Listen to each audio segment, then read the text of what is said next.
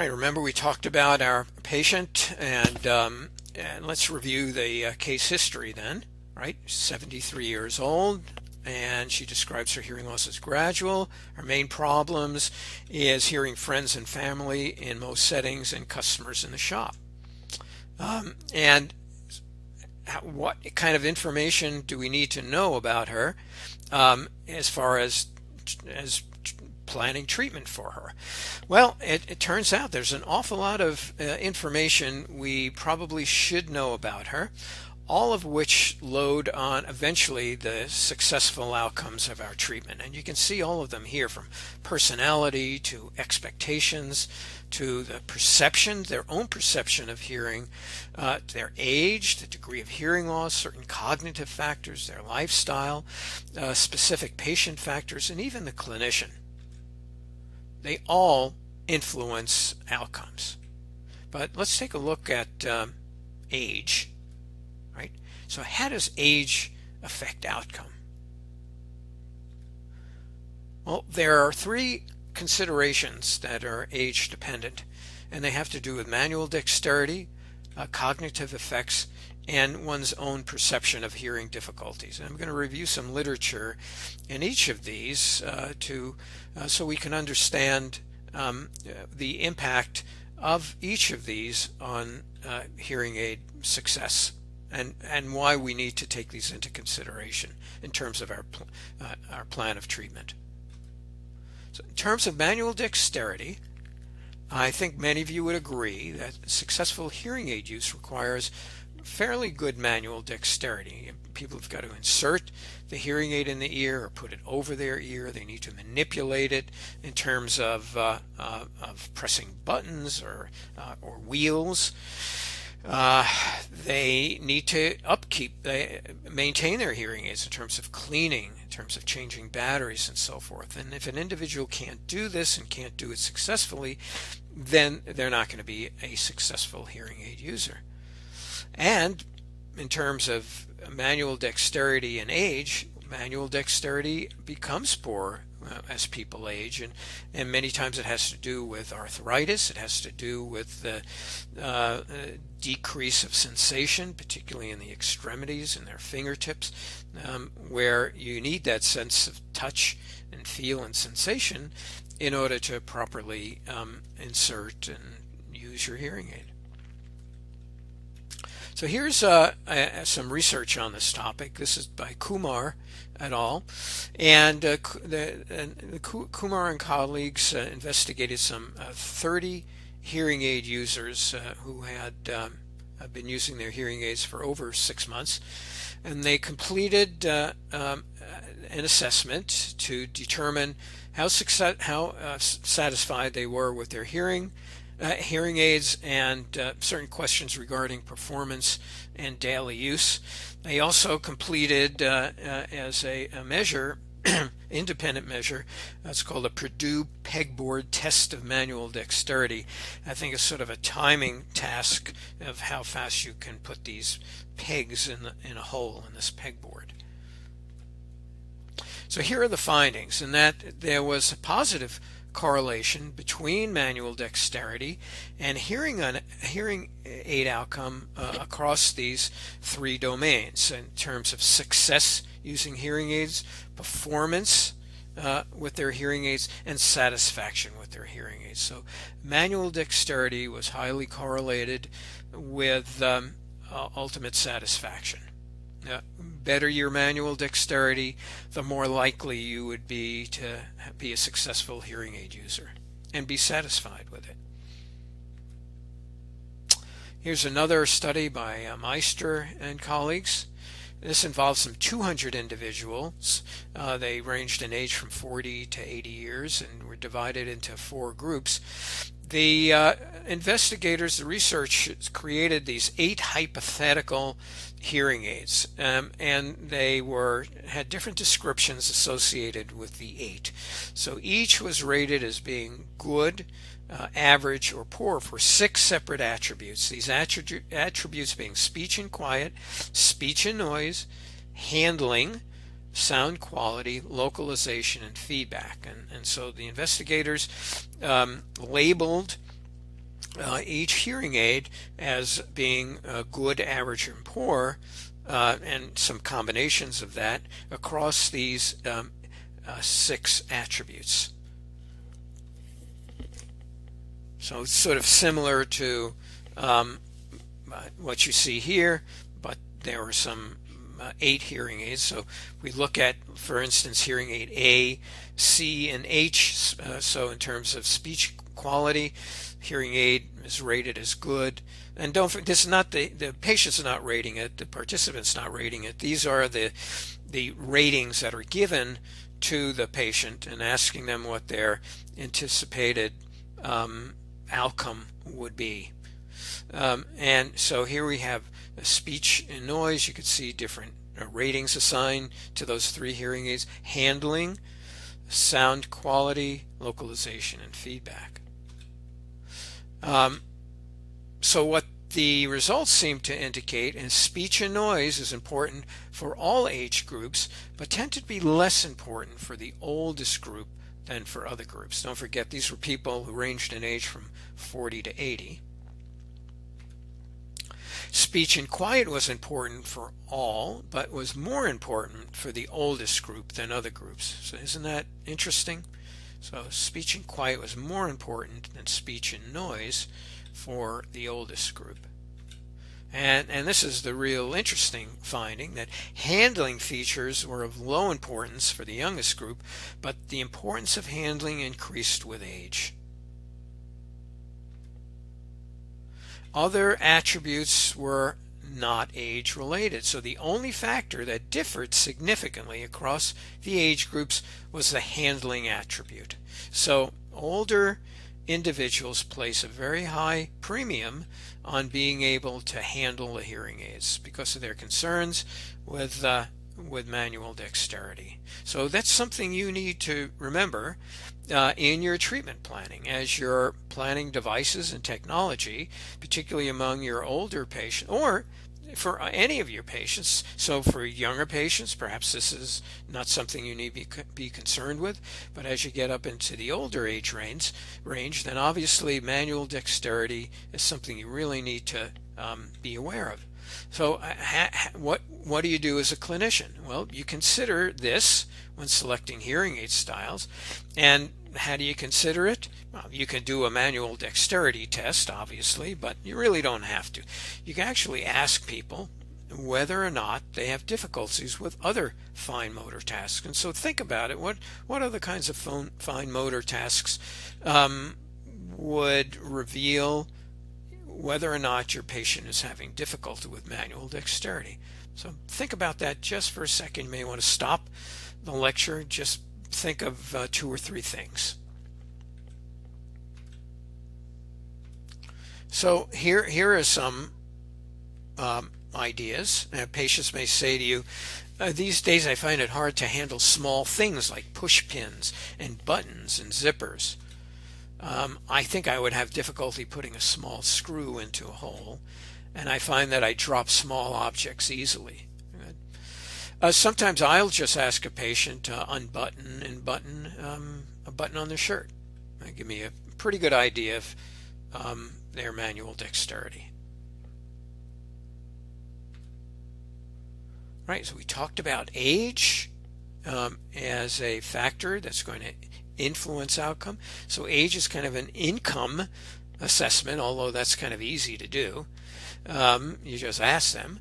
And then how about cognitive factors? I think we've been hearing a lot about the effect of hearing loss and cognition, but it turns out that those cognitive factors affect outcomes. So we need to be aware of the cognitive status of our patients.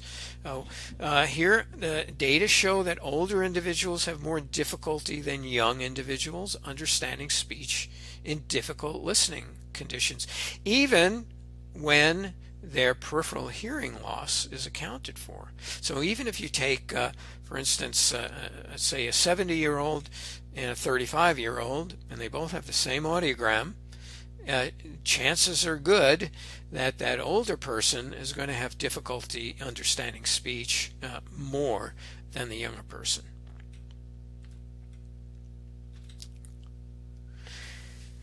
As we're beginning to learn in aging studies, the problems with understanding speech, particularly in difficult listening environments, is related to what's called poor working memory and also slower processing of incoming signals.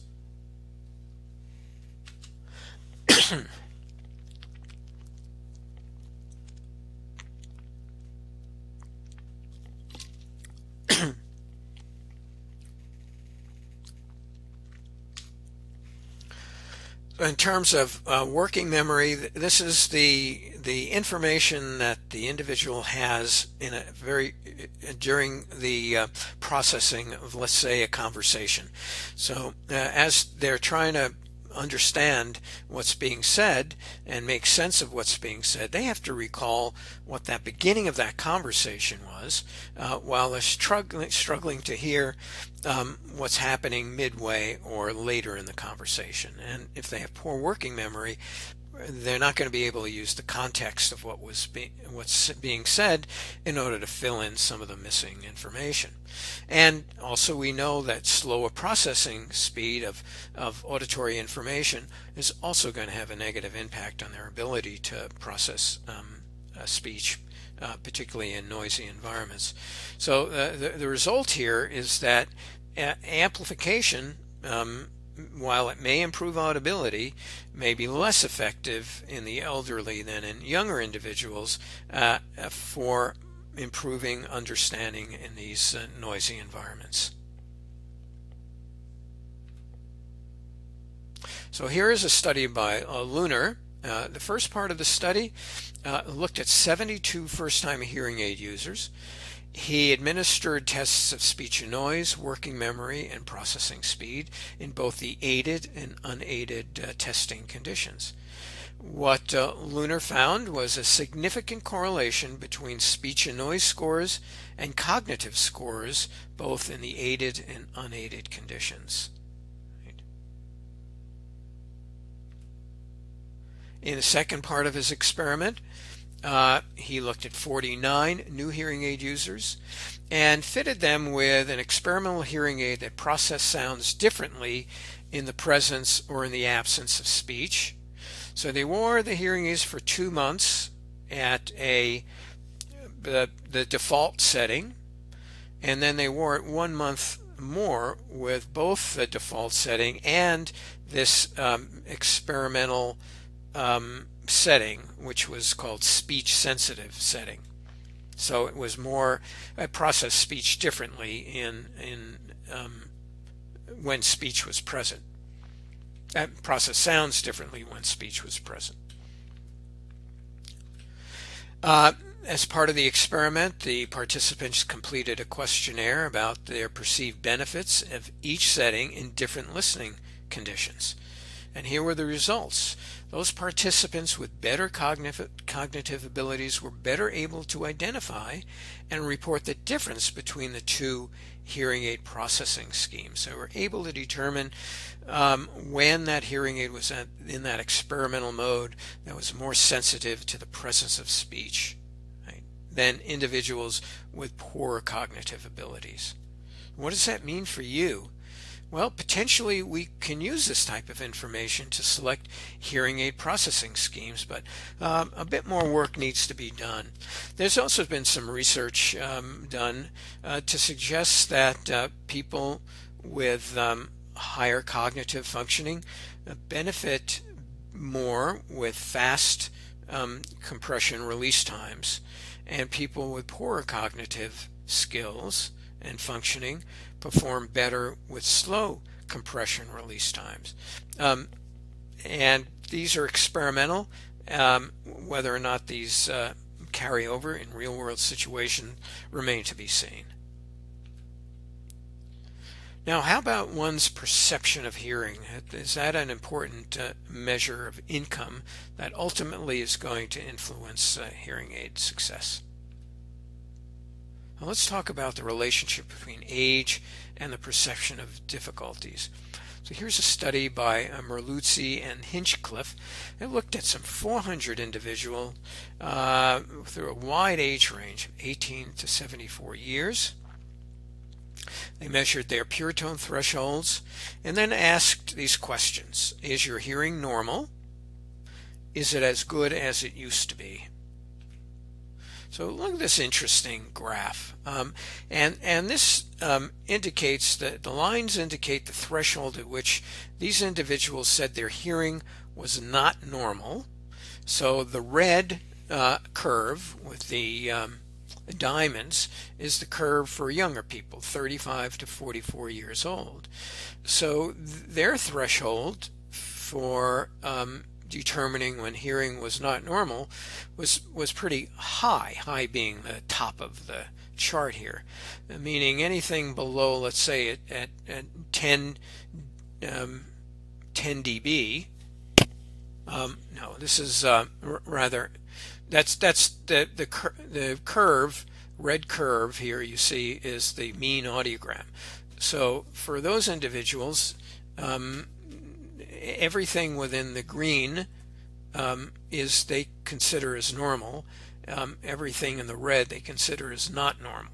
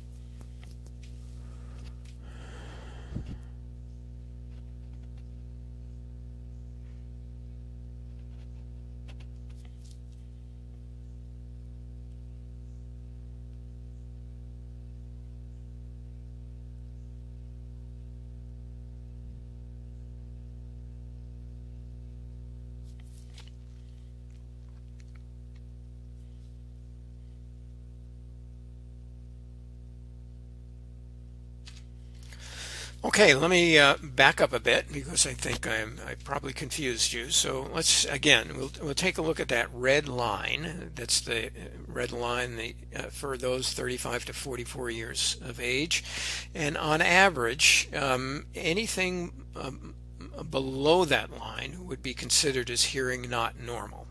Right?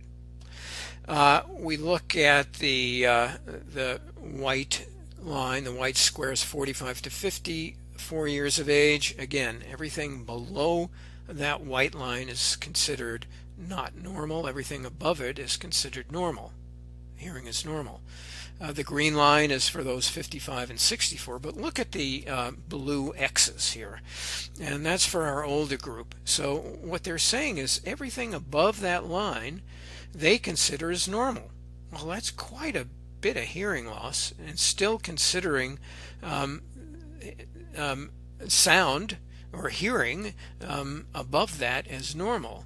So you can see the difference between what older people consider as normal hearing and what younger people consider as normal hearing. That's a very interesting observation. So older people can tolerate a lot more hearing loss and still consider their hearing as normal. Oh, the hearing threshold at which subjects report auditory disability is inversely related to age. And so for the same degree of hearing loss, younger people report more disability than older people. And why do you think that would be the case, right? Do you think that older individuals just expect to have hearing loss as they age and therefore are more tolerant of it? It's sort of expected. It comes along with aging, right? Or are older individuals less reliant on their hearing, maybe because they're not working, they're not as engaged socially, for instance. And so from a disability perspective, even though they have greater hearing loss, it doesn't necessarily affect them that much. And this has been part of the problem with hearing aid uptake research. Very often we wring our hands about the low percentage of individuals with hearing loss who have hearing aids. And we think, oh, it has to do with affordability. Hearing aids are just too expensive. But really, the data from surveys like MarketTrack suggests that the single most common reason is that people just don't feel they need it. They don't feel their hearing loss is bad enough. And because many of these people who were queried are older, this kind of explanation makes some sense, right? They're less reliant on their hearing. If in fact you're younger with that same hearing loss, you're working and you're having difficulty hearing at work, hearing in meetings, hearing in your relationship, hearing in other social situations, it's going to bother you a lot more. So what's the action that you as an audiologist should take? Should this alter the interpretation of the outcome data? Does the same apply to what we call residual disability? That is, after they have their hearing aids and they tell you how much difficulty they're still having, do we just pass that off as, well, what do you expect at your age, right? Now that could be one interpretation. But I think that's unacceptable. Do we assume older individuals are doing less well than younger ones, but are complaining less? Right, that would be another assumption. And should we always measure objective outcomes to confirm subjective reports? So in other words, if our patients tell us, they don't seem to be doing that well with these hearing aids, yet when we measure their performance on some objective measure of speech recognition, they're doing better. Well, that's okay. I think that's important information to have, but in the end, it's your patient's perception of benefit that really matters. Right. Let's talk about lifestyle as a consideration for treatment planning. We know that with people with the same audiogram will have different needs and different wants, and the outcome we measure might not reflect patient satisfaction if we aren't helping the patients in situations in which they want to hear, right? And this gets back to my whole discussion about the difference between scales like COSI and like AFAB. So if you're going to create a treatment plan and goals based on, let's say, an AFAB, when in fact the situations that they're describing are ones that they're in the scale are ones that they don't encounter or are not important to them, then your outcomes are not going to reflect that satisfaction at all, right? Because that situation is not important to them. With the COSI, and one of the reasons you want to prioritize the goals is because you want to make sure you satisfy that first goal. That's the one that's most important to them. And if you can satisfy that one, patients will be a lot more tolerant of perhaps not being totally satisfied with their second and third goals. Now, how about us? How about the clinician? Do we impact the outcome? And I would suggest we do. This is a great study. It was done quite a number of years ago, but I think is still pertinent. And it's what's called the effect of labeling. This was done by Ruth Bentler and colleagues. So listen to this carefully. This is very interesting. So the subjects were fit with two pairs of hearing aids. They were told that one of these hearing aids was digital, and this was during the time when we were converting from analog to digital hearing aids. So they were told that one of their hearing aids was digital, and they were given a description of the benefits of digital technology and how many computations it does, in a second, and about CD quality, those sorts of things. A lot of marketing hype associated with digital. And they told the other one was analog or conventional, essentially the style of hearing aids that essentially we've been fitting for decades, but in reality, essentially they were the same hearing aid, right? The researcher would, after they wore the first hearing aid for a while, they take the hearing aid, go back, and just bring the same hearing aid back, maybe with different case. I don't recall the specifics, and tell them that this one was an analog hearing aid. But in fact, they were identical. And then the investigators measured the outcomes after 4 weeks of use with each one.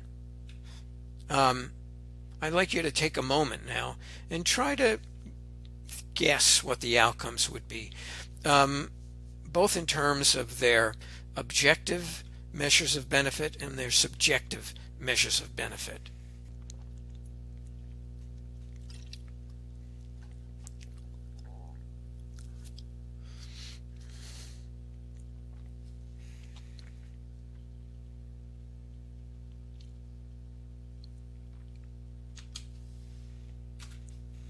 So here are the results. There was no difference on the objective measures, on the speech measures, right? Like aided speech understanding and noise. But in terms of the subjective measures, the self-perceived measures of benefit, the so-called digital hearing aid came out better on the AFAB, the Glasgow, and the Cozy. If you ask, when they asked the participants which hearing aid they preferred, 33 out of the 40 preferred the digital hearing aid. And remember, both were the same. They were the same hearing aid. And so this just goes to show you the power of persuasion, the power of marketing, power of labeling. We labeled something as digital at that time. It had to be better than conventional. And the very fact that it was labeled as such influenced the extent to which individuals perceive their benefit. Isn't that interesting?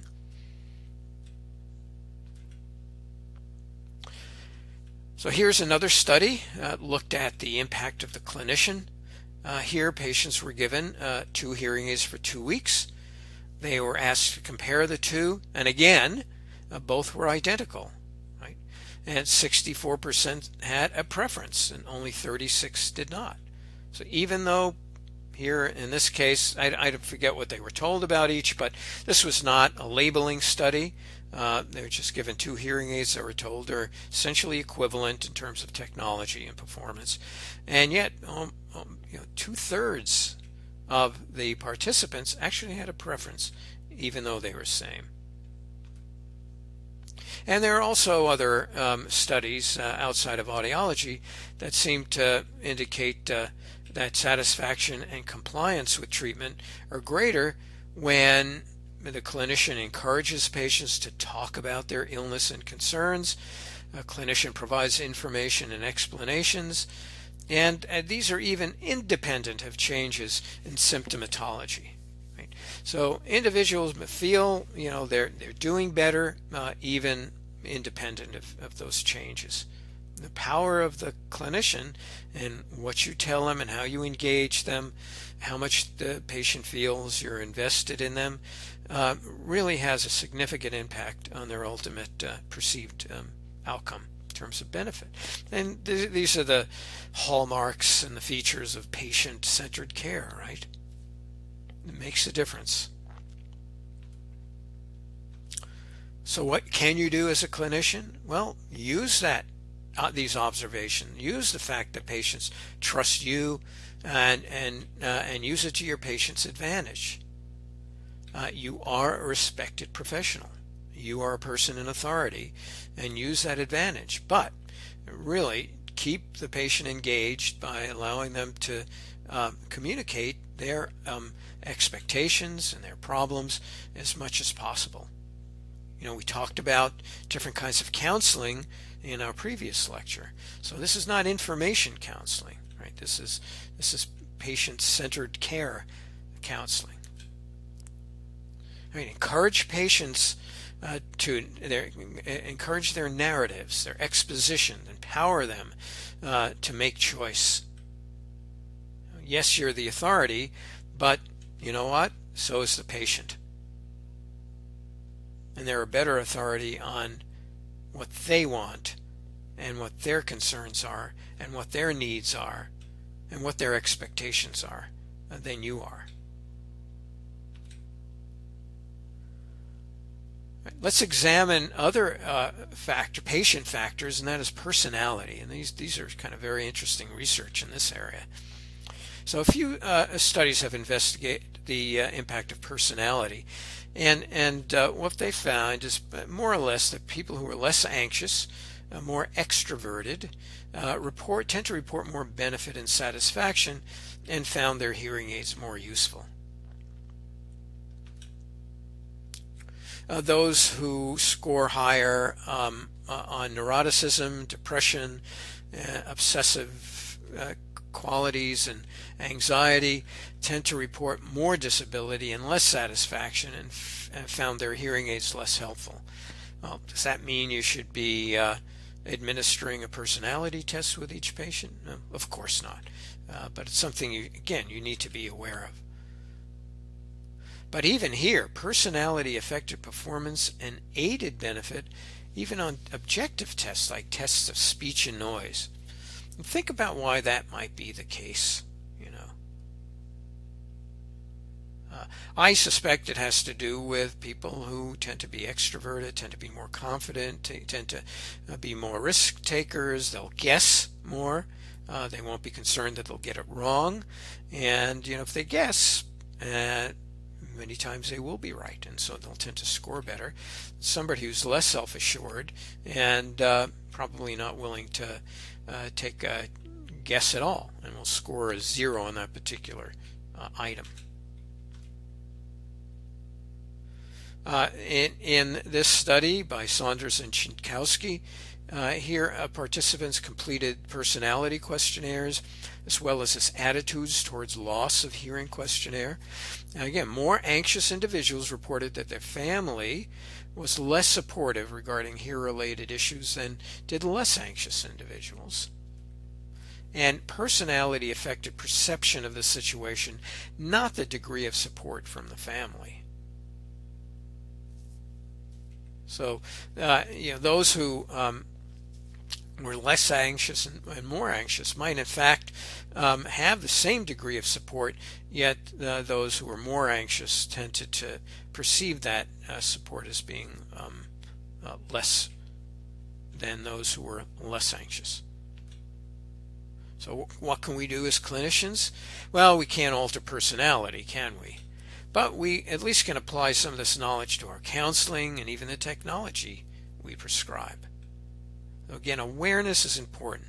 Listening to the patient, trying to get as much information as we can from these income measures as well as just through good listening skills tell us a lot about our patients, and we can help them to achieve or at least to identify reasonable expectations and to identify perhaps opportunities for specific applications of technology, things like assistive technology, for instance. And how about expectations? What should we know about patient expectations in terms of how it affects the outcomes of care? Well, expectations are often influenced by what happens between the time hearing aids are recommended and when they're finally fit. So often takes many weeks, right, to get their hearing aids after the evaluation.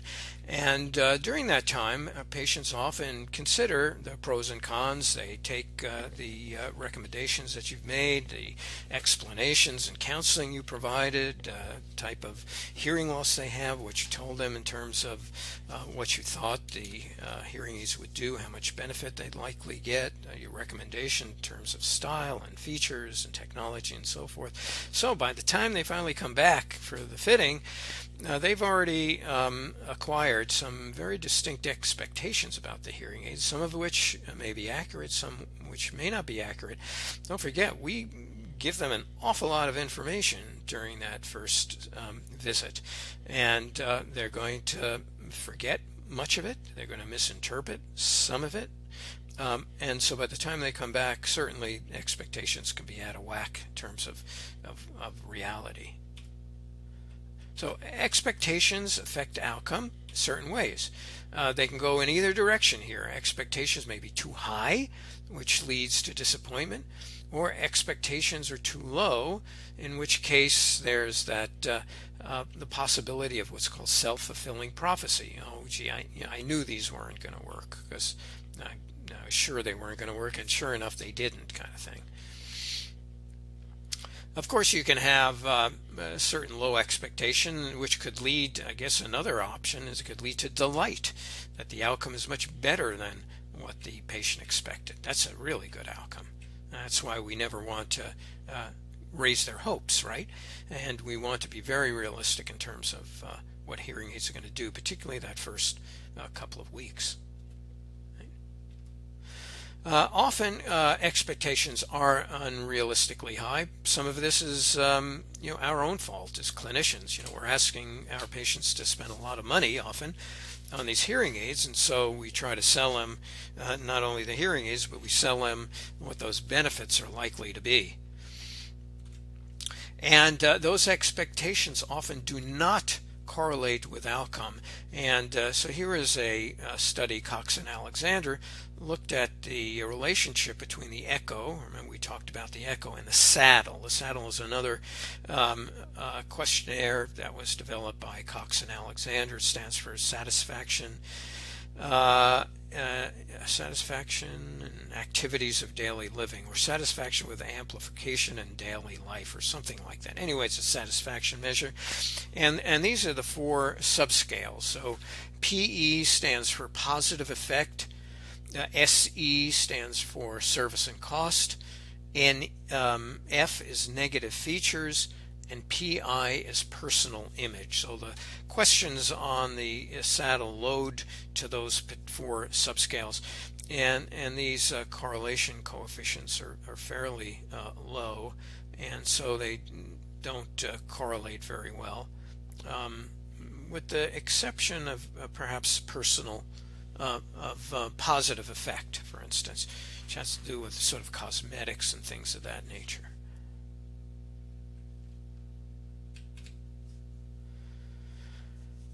Expectations also, in terms of those subscale scores, were related to the amount of time hearing aids were used. And so just taking a look at PI, personal image, for instance, and here the scale on the left side of the graph going from 2 to 7 is the saddle score, right? Higher is better. And then along the bottom are the data points during the as a function of the length of time the hearing aids were worn. And you can see in terms of personal effect or positive effect, PE, that people who've never worn hearing aids tend to have a fairly low opinion of the positive effects of hearing aids, but once you start wearing them, once the patient starts wearing them, it goes fairly high, and it remains fairly high even 10 years out. Right? You're taking a look at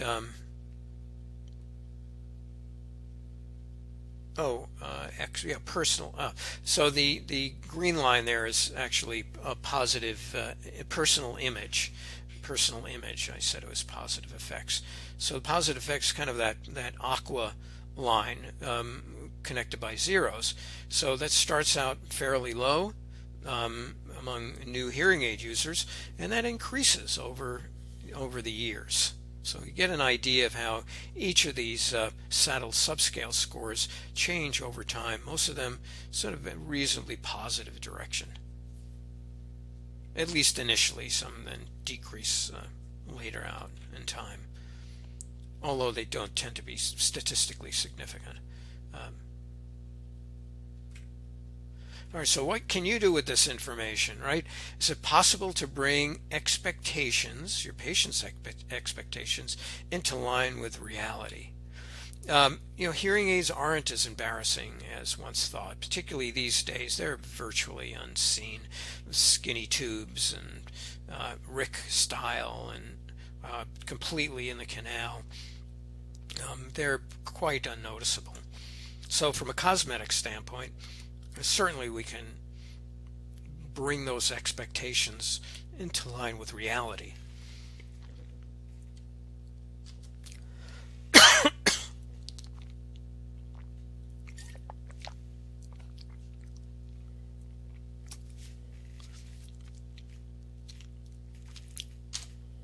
On the other hand, perhaps patients are not always aware of some of the negative effects. And there's this feedback, for instance, although that's occurring less often as a result of feedback management technology. Also, the masking of speech by background noise, just the quality of sound, for instance. So there are some negative feedback, I call features of hearing aids that individuals really need to be made aware of at the very beginning. And certainly it's important to counsel our patients regarding the time it takes to adjust to hearing aids, right? Things are going to sound pretty strange when they first wear their hearing aids, and it takes time for the brain to kind of reinterpret what these amplified sounds are, and over time to ignore those sounds, amplified sounds that are not important, and attend to those that are. And this happens. It does happen. Almost everybody, eventually this will happen. At the very beginning, though, it's all strange. It's all different. It's disconcerting. And patients will think, oh, I'll never get used to this. But they do. But your role is to provide them with the appropriate counseling to make sure those expectations are in line with what's likely going to happen. So here's another important patient factor. It's called perceptions of hearing. And the point is, do we measure what we think we're measuring? So here's an interesting fact. Questionnaire responses do not always reflect measured performance. So there's often this disconnect between how the patient feels they're hearing and how they're actually hearing, right? And many times it's because they tend to blame all failures in communication on their hearing loss, when in fact it may be the situation that's creating a problem. It could be that even people with perfectly normal hearing are having problems. Your patients often complain, I can't hear my wife when she talks to me from another room. Well, your hearing is normal. You're not going to be able to stand what somebody says to you if they're from another room. But the person with hearing loss tends to blame themselves, tend to think that it's their hearing loss and only their hearing loss alone that's responsible for this failure in communication. So it's this disconnect between reported benefit and measured benefit as well. So again, once they get the hearing aids, they often, some at least, either think the hearing aid is providing them a lot more benefit than they actually are, or less benefit than it actually is. So in terms of measuring what we think we measure, some people report low satisfaction, but the testing shows considerable benefit. Why is that? Or others report high satisfaction, but testing shows little or no benefit. And what could be the reason for that? Is this something we can measure, for instance? How would we explain that? So performance testing, and when we test in a clinic, for instance, is not real world, right? We test them in a special booth with special equipment under very artificial conditions. And, when they're able to understand speech at 80%, when before they were understanding it at 68%, we consider that an improvement. But what relationship does that have to their real world environment? So is this surprising that there's this disconnect between an individual's perception of benefit or an individual's perception of their pre-aided performance and their real-world assessment or perception of benefit or performance. So which is more important? Which should we take notice of? So different tools are available that measure. So questionnaires versus listening tests, right? And so this is a very important distinction. And it's very difficult to compare these types of measures directly. So we have questionnaires that are kind of self-perception measures of how they're doing, and there are these listening tests which are more objective performance measures in terms of how well they're able to repeat back words in quiet or in noise, or sentences in quiet or in noise. And yet these two measures are quite different, and often there's a disconnect between the two. Well, Saunders and colleagues came up with a test actually to reconcile these differences, and it's called a performance perceptual test, or PPT. Right? And it tests two conditions. One is performance, the actual ability to understand speech and noise, such as on the HINT, the hearing and noise test, which is a standardized measure of speech understanding and noise. And the other is perceptual, the perceived ability to understand speech and noise. Right? So one's performance measures, the other's perceptual. How well do you think you're able to do, as opposed to how well did you actually do? So using the same test procedures for each, we're able to directly compare the results in terms of performance versus perceptual measures. So this is kind of how it works. In terms of the performance measures, subjects repeat back those hint sentences presented in noise. The noise level is fixed, but the speech level is altered depending on the response. We call it an adaptive test. So if in fact they don't understand the sentence, then the speech level is increased. If they do understand the sentence, then the speech level is decreased, and so the signal to noise ratio is varied until they score a 50% score, called the SNR threshold, or SNT 50, speech and noise threshold at 50%. Now, in terms of perceptual, they're still listening to the hint sentences, right? They're not using different materials, and they indicate whether they can understand the sentence presented in noise. Again, everything else is the same. The noise level is fixed. Speech level is altered depending on their response. So if they say, I can understand it, then the speech level is decreased and the speech-noise ratio is made worse. If in fact they say they don't understand it, then the speech level is increased and the SNR is improved. Right? Same idea, same process, except one is based on their response to the hint sentence itself, whether or not they got it right or not, and the other is whether they think they can understand it. We're not asking them back to repeat anything back, just did you understand it or didn't you? I hope you all understand the difference between the two. Right? So the difference between these, performance and perceptual, is a direct measure of the degree to which these individuals either correctly or incorrectly assess their ability to hear. And that measure is what we call the performance perceptual discrepancy, or PPDIS. Right? So here's an example of how this is administered and how it's scored. So let's say on the hint, the performance measure is 5 dB. That is, at 5 dB signal to noise ratio to get 50% of those hint sentences correct. Right?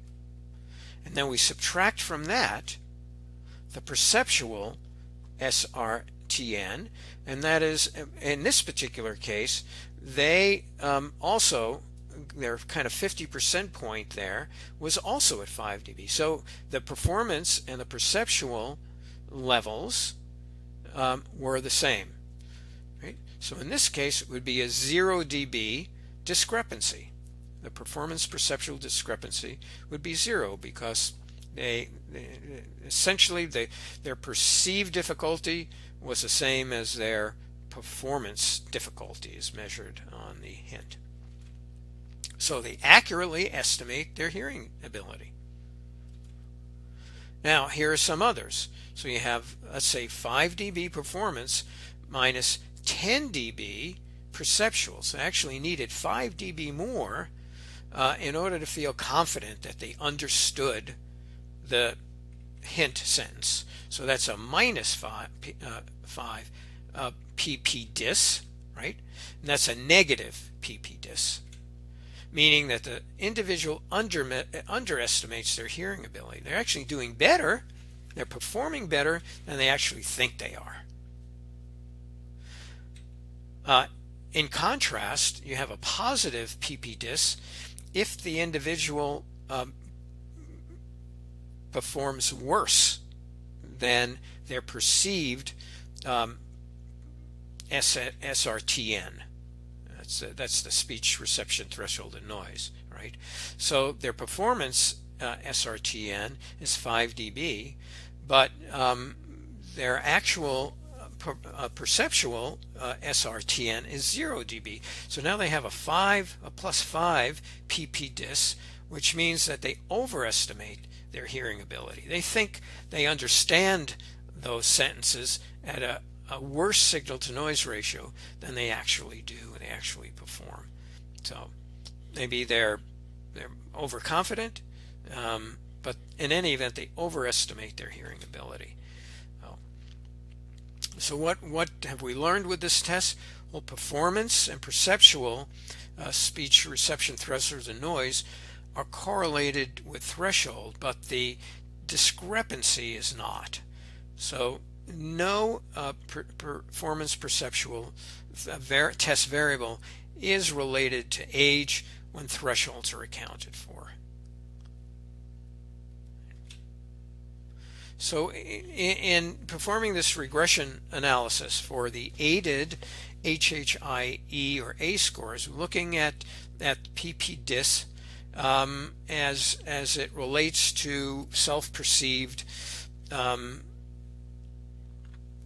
problems or handicap on the HHIE, we look at the percent variance explained by these different attributes, and so so the pp dis accounts for almost 9% of the variance.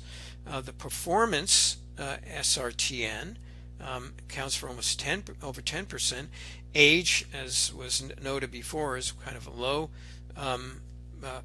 relationship, but the total among all four of these is some 24%. So a handicap is greater for underestimation of hearing. Right? So even though people can do well and you might measure benefit, if in fact your patients don't feel they're achieving that benefit for whatever reason, then handicap will remain greater. They underestimate their benefit. Handicap is greater for poor performance. Well, that's good, right? Handicap is greater for younger individuals as compared to older individuals. And the misperception, this discrepancy between performance and perception, explains almost as much variance as the actual performance itself. So the idea here is that how our patients perceive their hearing, how they perceive their performance, is an important data point in terms of the likely benefit that they perceived on outcome measures. This information can be used very effectively in counseling. So hearing aid users will complete, if you're going to do this, they complete the PPD and receive counseling based on their discrepancy scores. And so the explanation is a possible explanation for why they misjudged their hearing ability, those negative consequences of doing so, and some suggestions for changing their perception of benefit. And sometimes if they're given data, they're given information about how well they've done, this might help to improve their own perception of benefit. Not in all cases, but in some. Another strategy for using the PPT is to follow up 2 weeks and 10 weeks to determine whether or not the PP-DIS has changed. So you could administer it again. And more importantly, have the reported handicap, disability, and satisfaction changed? Again, are they seeing more benefit? PP-DIS can be used as a tool to help deniers. These are the people who overestimate their hearing ability, right? Those who say, I don't need hearing aids, I'm hearing just fine. Remember, that's one of the reasons we have such a low uptake in hearing aids, because most people don't think they need hearing aids. Maybe because they tend to overestimate their hearing abilities. It provides confidence to individuals who underestimate their hearing ability, because we're able to demonstrate to them that their performance has improved. And it also helps us to customize the hearing aid and audiologic rehabilitation counseling, and hopefully improve satisfaction as a result. So all of these factors add and contribute to outcomes, right? So in summary, we can't measure everything, can we? We can't administer all of these scales. We're not going to do that. The important thing is to consider why an outcome is being measured, and if you know why the outcome is being measured, then you need to make a decision about what income measures you want. What do you want to measure as a result of your treatment? And that's why you need to choose the income measure. Do you want to measure hearing aid use? Do you want to measure disability? Do you want to measure satisfaction? Do you want to measure quality of life and so forth? I go back to the important measure is the one that's important for your patient. That's why I like the COSI, because you identify those situations that are important to your patient as specified by your patient. And so after treatment, you're measuring benefits as determined by your patient for those situations that your patient articulated as the most important. Because if you can get that right, everything else is going to follow. You'll have a satisfied individual, satisfied patient. And the other questions you need to ask about these measures is, who are you doing it for? Are you doing it for you? Do you want measures of outcome so that you can maintain a database to demonstrate to third-party payers, for instance, and insurers, to prospective patients that in fact your treatment is successful? That's a very legitimate use of outcome measures, right? I mean, you want to be able to say, 94 of my patients reported that they're satisfied or very satisfied with their hearing aids, right?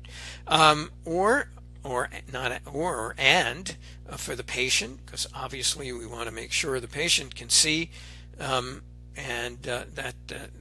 your treatment has benefited them, both in terms of perhaps objective measures, but in terms of their self-identified problems.